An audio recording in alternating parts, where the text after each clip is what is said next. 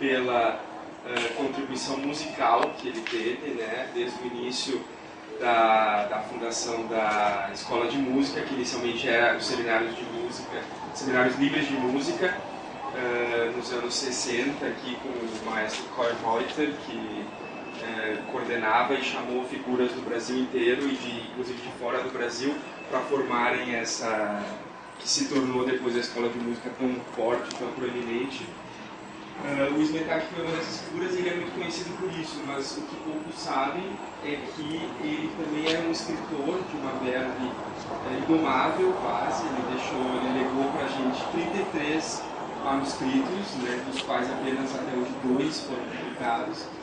E eu pesquisei esse material, não todo ainda, porque é um material muito extenso, e hoje eu pensei em falar, como um tema que é a Tropicália e a poesia, eu pensei em falar um pouco sobre o que liga, né, que ligação poderia haver entre... qual ligação que poderia haver entre o Smetak e a Tropicália. E essa ligação ela é muito vasta e muito extensa.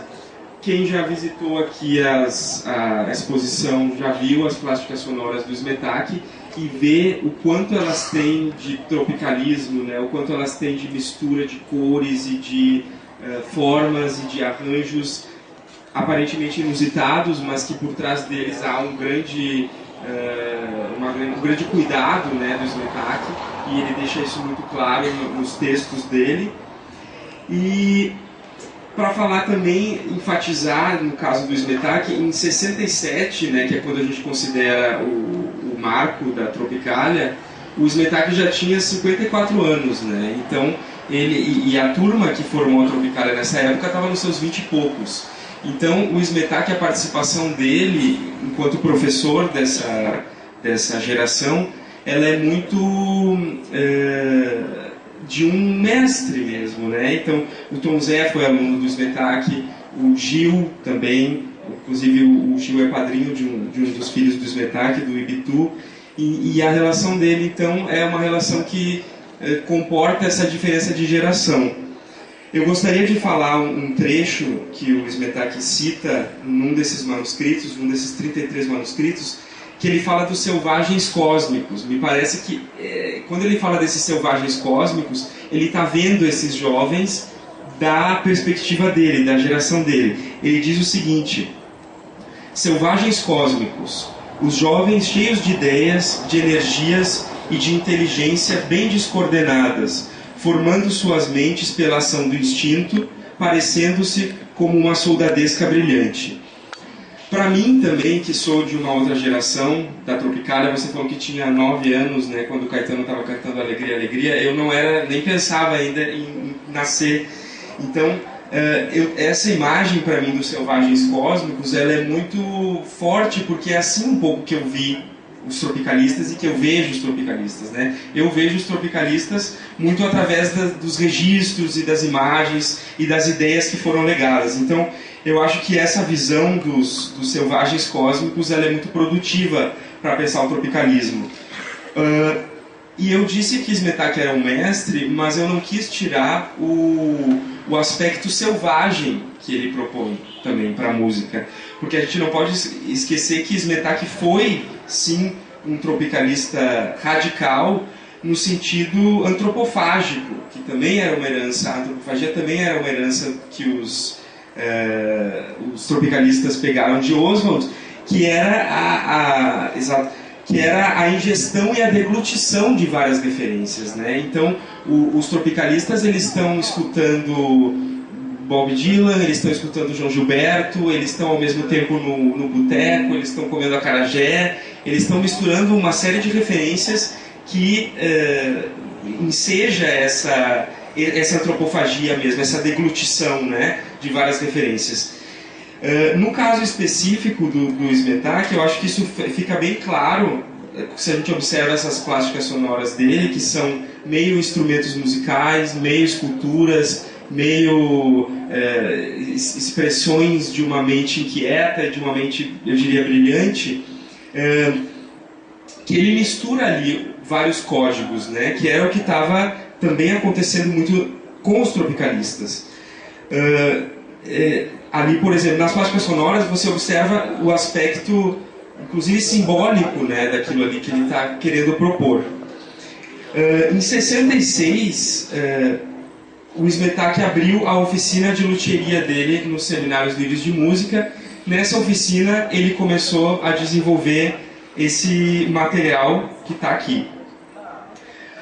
Dos tropicalistas, eu diria, do que eu tenho visto e do que eu tenho lido, eu diria que ele teve uma ligação afetiva muito forte, inclusive de mestre e discípulo, por exemplo, com Gilberto Gil, com José de Abreu, o Jereba também. Inclusive, ele, como eu já falei, ele foi padrinho de um dos filhos do Gil.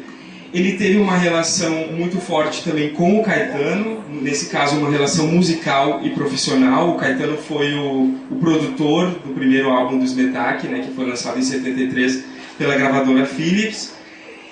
Mas eu diria que dos tropicalistas, a ligação muito forte, inclusive intelectual e empática, profunda que ele teve, foi com o Rogério Duarte, que você citou também, uma figura bastante proeminente do pensamento. Inclusive nos manuscritos do Smetak a gente observa que tem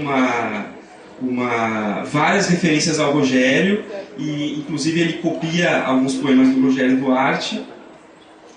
E o que o Rogério sacou, assim, na minha opinião, do Smetak, que eu já vi um depoimento dele onde ele fala isso, que o Smetak ele estava preocupado com a música no sentido integral da música, né? Para ele, fazer música era um caminho para o desenvolvimento integral do ser humano, né? Então é por isso que o Smetak tem uma citação dele que ele diz o seguinte: está errado tomar por única atividade a música.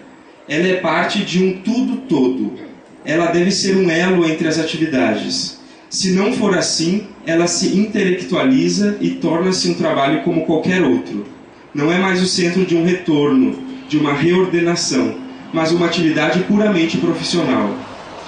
Eu acho que nessa fala do Smetak fica bem claro essa capacidade que a música tem e deve ter de ampliar a nossa percepção, e a poesia também, né? A poesia, ela também gera, ela não deve ser algo apenas uma atividade obrigatória ou uma atividade profissional. Ela é algo que mexe integralmente com o nosso ser. E alguns sabem aqui, como eu já falei, o Smetak foi convidado para integrar um corpo docente de professores de uma escola de música. O Smetak tem um background erudito muito forte. Ele nasceu em Zurique e ele se formou muito cedo, era um brilhante violoncelista desde uma idade muito tenra, e ele viveu durante muito tempo a música erudita, a música clássica, tocando violoncelo. Quando ele veio para o Brasil, junto com muitas outras figuras, por exemplo, o próprio Kohlreuter, o Widmer, que também foi uma figura muito importante na fundação da Escola de Música, ele tinha esse background erudito, mas quando ele chega no Brasil, depois de 20 anos, porque ele chega no Brasil em 37, ele vai para Porto Alegre, e apenas em 57 ele chega na Bahia, ele chega nos trópicos. E quando ele chega nos trópicos, toda aquela herança erudita dele, de certa forma, sofre uma implosão, porque ele se depara com esse tropicalismo no Brasil, não apenas nos jovens discípulos dele, mas também nas cores, né, nas formas, na efervescência, né, de uma cultura que para ele era muito diferente. Então eu tenho a impressão de que quando ele chega aqui na Bahia é que ele começa a entrar em choque essa formação erudita dele, e ele começa a se abrir para essas novas referências, que eu diria, e eu acho que seria bem comportável esse paralelo com o tropicalismo. Então eu tenho uma outra frase aqui do Smetak, onde ele mostra um pouco essa ruptura que ele teve com a música formalmente clássica. Ele diz o seguinte: tenho procurado diferenciar claramente o fazer som, um meio de despertar novas faculdades da percepção mental, e o fazer música, apenas um acalento para velhas faculdades da consciência. Então a gente vê que Smetak, ele vindo de uma longa trajetória erudita, musical, ele passa a atentar para o som, não formalmente para a música, ou seja, a música partitural, né, aquela música que teoricamente vai ser sempre a mesma, mesmo que vários executores a façam. Ele diz, não, eu quero olhar para o que está por trás da música, né? E aí ele olha para o som. E é assim que ele descobre, por exemplo, essas outras formas, né, de propor uma abordagem musical, que são as plásticas sonoras. Também queria dizer que ele nunca rompeu totalmente, né? O Bach sempre foi um grande mestre para o Smetak, inclusive ele dedica um dos livros dele ao Bach, mas eu acho que o que interessa nessa declaração é a camada onde a música também é som, né? Eu sinto que, por exemplo, na música Tropicalia, onde o Caetano coloca todos aqueles ruídos, aquelas improvisações e tal que ele traz, né, nessas músicas, e não só ele, mas os tropicalistas, os Mutantes também, que foram um pessoal que experimentou muito, que estavam todos juntos nessa fase. Eu acho que eles também começam a perceber essas possibilidades do som, né? E para não me alongar muito e para fazer também uma ligação com esse dia tão especial que todo mundo falou, que é o Dia da Poesia, eu queria dizer para vocês que Smetak também é um grande poeta, que os manuscritos dele não são nada formalistas, eles estão intercalados por poemas, por crônicas, por textos em prosa, textos mais poéticos, experiências com palavras, né? Então eu queria citar algumas frases dele onde ele fala da escrita. E também, só antes de ler isso, dizer da dificuldade assim, e da empolgação que ele traz para o pesquisador da literatura dele, que é o sotaque, né? O Smetak é um suíço, então suíço de Zurique. Então ele foi alfabetizado em alemão e ele nunca perdeu esse sotaque, e ele levou esse sotaque também para a literatura dele. Então é muito interessante, lendo Smetak, ver o quanto ele abre também a nossa língua portuguesa, a nossa língua brasileira, para outras possibilidades, né, de sentido e de semia, né, de significação. Ele diz o seguinte num dos manuscritos: eu sou um gringo. Eu só habla o português na minha maneira arcaica de ser, não descendente de portugueses.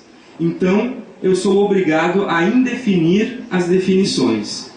Para adquirir novas definições, como por exemplo essas: aquilo, isso, sim que não, os ais, os estarentes e os serentes. Isso é puro sânscrito, traduzido em português. Pode estar certo. Improvisação é isto. Deve estar certo tudo o que aparece na hora, porque foi elaborado num longo trabalho anterior da mente. Improvisação é organizada e pertence a uma organização superior. O caos pertence a uma ordem superior da mente, antes que ela se manifeste em cosmo. Isso está no livro Enxerto de Takaká. Depois ele tem uma outra fase sobre a escrita, que quem é poeta, quem é escritor, talvez ache muito bonita, eu acho, que ele diz o seguinte: escrever é estar sempre grávido e ser enamorado. Né? Mabel falou dos amores do Castro Alves, e é isso, né? O poeta, quem escreve, está sempre enamorado e, de certa forma, sempre grávido. Né? Depois ele diz aqui no manuscrito de Hífens e Antimônios, ele diz o seguinte: a palavra deve ser tão leve como o papel, para o vento a levar para onde quiser. Depois ele diz: eu escrevo para guardar coisas no papel. E eu acho que eu não vou me alongar muito, e também para a gente abrir aqui para a conversa, eu gostaria só de ler um trecho aqui que eu acho muito belo também dele, que é o seguinte, que liga o fazer som e o escrever. Ele diz o seguinte: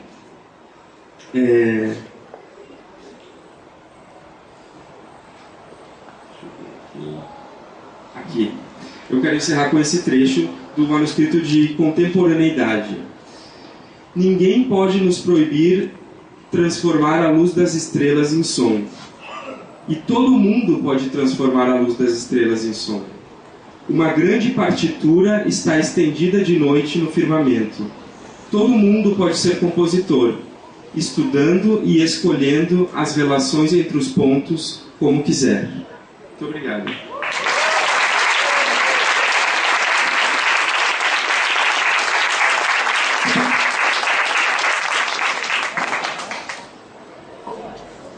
Então, poxa, foi bem bacana. Nós vamos agora bater um papo